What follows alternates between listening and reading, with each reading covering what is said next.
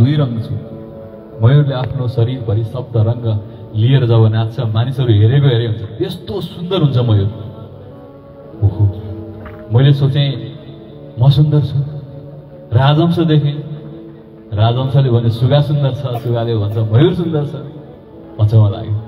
त्यसपछि त्यो कागले लामो उडान भनेर मयूर खोज्न गयो। हत्तपत्त मयूर भेटिएन, थाक्ने गरी उड्यो। माथिबाट बल्ल एकचोटि चाहिँ एउटा ठाउँमा मानिसहरूको घेराबन्दी देख्यो र त्यहाँ बिचमा मयूर नाचिरहेको देख्यो।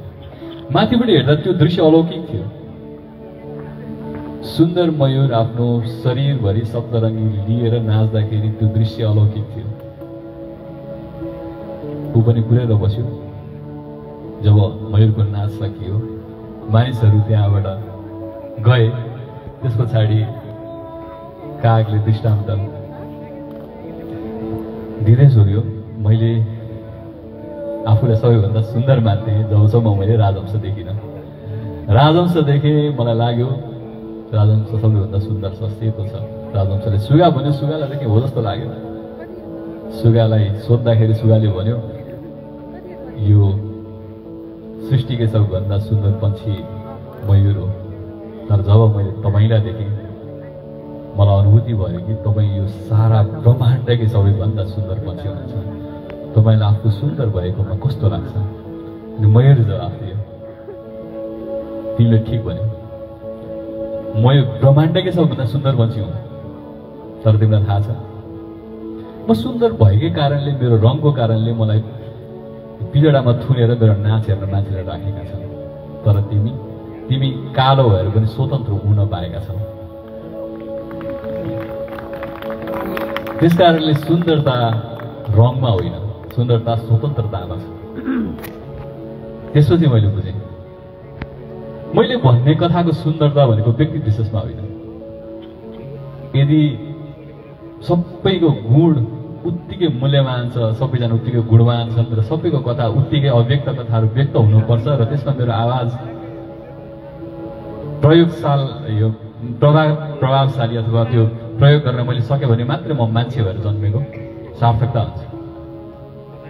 अनि अर्को चुनौती के हो भने कहिले पनि भिडले आफूलाई नियन्त्रण नगरोस्। सच्चा लिडर त्यो हो जसले भिडलाई नियन्त्रण गर्न सक्छ। भिडलाई मन पराउने कथा भन्न थाल्यो भने मैले मेरो त्यो कागले आफ्नो गुण नबिर्से जस्तै मेरो गुण पनि म कहिले पनि पहिचान गर्दिनँ। तर मैले भिडलाई नियन्त्रण गर्न सक्ने अथवा भिडलाई मेरो कथा सुनाउन सक्ने भयो भने चाहिँ आफ्नो गुणमाथि मलाई गर्व महसुस हुन्छ। त्यस कारणले मैले कथाहरू भन्न सुरु गरेँ। तर यो कथा भन्ने क्रममा मैले धेरै बेला के जाने भने कथा भन्नु मात्रै ठुलो कुरो होइन, नैतिक जिम्मेवारी बोकेर कथा भन्नु चाहिँ सबैभन्दा ठुलो कुरा हो। Ethics is prime.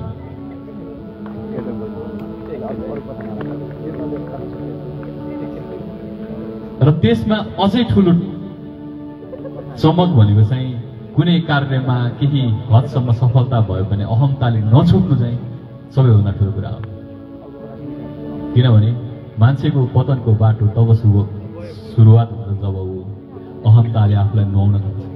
जब आत्मरतिमा रमाउन थाल्छ त्यसपछि मान्छेको पतनको बाटो सुरु हुन्छ।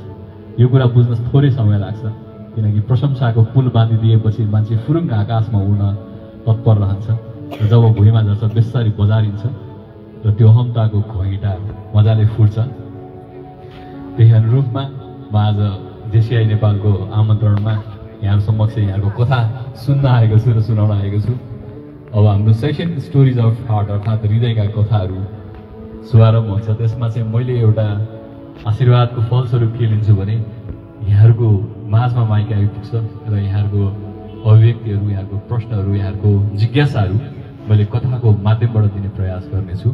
र त्यो शुभारम्भ हुनुभन्दा अगाडि मैले भर्खरै भोगेको एउटा सानो कथा यहाँलाई सुनाउन चाहन्छु।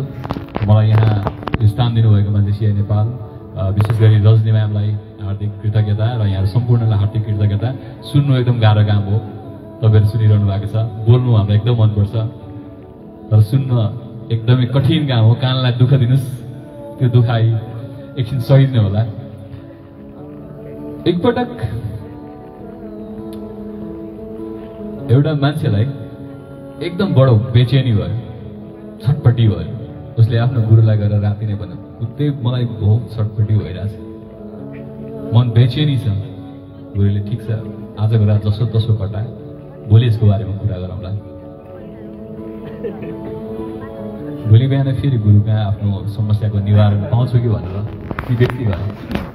अनि फेरि भने, गुरु मलाई साह्रै गाह्रो भएको छ, मन बेचेनी छ। ठिक छ हिँड भनेर एउटा बाटोमा ढुङ्गाहरू एकत्रित गर्न लागे र गुरुले उसको काँधमा 5वटा ढुङ्गाहरू पोको पारिदिए र हिँड भनेर लगाउनु भयो। 100 मिटर जति अगाडि पुगिसकेपछि फेरि प्रश्न गर्नुभयो, अहिले कस्तो छ? गुरुदेव अघिदेखि दिमाग सन्तुलनमा थिएन, मन भारी भयो भनेको हजुरले झन् ढुङ्गाको बोझ हालिदिनु भयो, मलाई त झन् शरीरले पनि गाह्रो भयो। के छैन अलि गाडी छ।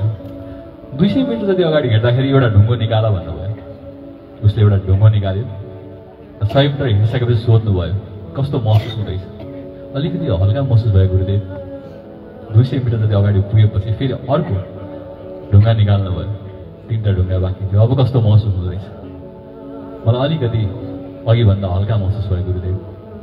200 मिटर अगाडि हिँडेपछि अर्को ढुङ्गा पनि निकाल्नु भयो। अब अलि हल्का महसुस भएको गुरुदेव। फेरि 200 मिटरमा अर्को र अन्ततः 5वटा ढुङ्गा निकाल्नु भयो र सोध्नुभयो, अब कस्तो महसुस हुँदैछ? अब एकदम आनन्द महसुस भयो, शरीरलाई एकदम आनन्द मिल्यो। हो, शरीरलाई त्यो भौतिक ढुङ्गा निकालेपछि आराम मिल्यो। अब तिम्रो मनको हिजो छटपटी थियो नि, बेचेनी, त्यसको लागि पनि तिमीले मन अनि दिमागबाट 5वटा ढुङ्गा निकाल्थ्यो। त्यसपछि हेर त कति हल्का हुन्छ। कस्तो ढुङ्गा गुरुदेव? पहिलो ढुङ्गा ईर्ष्या। तिमी ईर्ष्याको ढुङ्गा चाहिने नचाहिने तरिकाले बोकेर हिँडिरहेको छ। म डेरामा हामी सँगै बस्ने साथीहरू त त्यसले 2 तलाको घर बनाइसक्यो। ईर्ष्या मभन्दा कति प्रगति गरेर त्यसको ईर्ष्या। त्यो ईर्ष्याले तिमीलाई यति धेरै भारी बनाएर त्यो ईर्ष्या निकाल्थ्यो दिमागबाट। त्यो कुरा निकाल्यो। अलिकति 200 मिटर जति अगाडि हिँडेपछि अब अर्को ढुङ्गा निकाल्ला, लोभ। संसारमा भएको सबै कुराको प्राप्ति, सबै कुरा मलाई चाहिन्छ, सबै कुराको इच्छा राख्नु भनेको तिमीलाई बोझिलो हुनु हो, त्यो निकाल्यो। 200 मिटर जति हिँडेपछि उसले दिमागबाट लोभ निकाल्यो र अब अर्को ढुङ्गा निकाल्ला। अर्को ढुङ्गा गुरुदेव कुन चाहिँ हो? अर्को ढुङ्गा भनेको अहम्ता। मेरो ओहदाको अहम्ता, म राष्ट्रिय अध्यक्ष भयो भने अहम्ता आयो भने, म महासचिव भयो भने अहम्ता आयो भने हामीले सेवा गर्न सक्दैनौँ। त्यो अहम्ता निकाल्दियो। तिमी सेवा गर्न जन्मेका हो, शासन गर्न होइन। गुरुदेव अनि अर्को ढुङ्गा अनावश्यक रिस।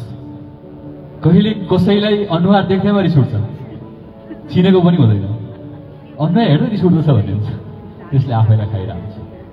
त्यो रिस फालिदेऊ, त्यो रिसको ढुङ्गा फालिदेऊ, तिमीलाई हल्का हुन्छ।